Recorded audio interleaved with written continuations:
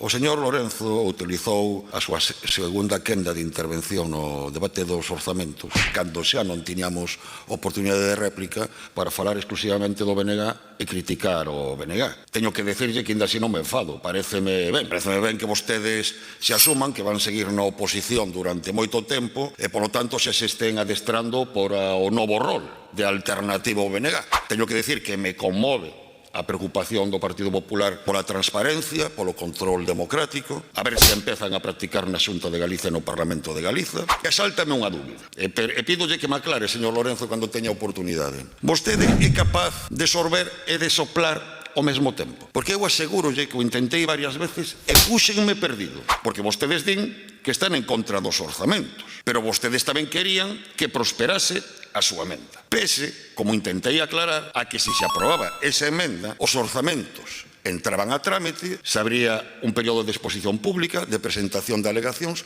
logo terían que ser sometidos á aprobación definitiva deste pleno, e para que se consolidase esa emenda, terían que votar a favor da aprobación definitiva. Por iso, eu pregunteille se ian votar a favor da aprobación definitiva. E non contestou. Pero mire, señores do Partido Popular, mentres eu teño un rol político, eu vou intentar facer política seria para xente seria. E a vostedes, no pleno de hoxe, faltoulles seriedade.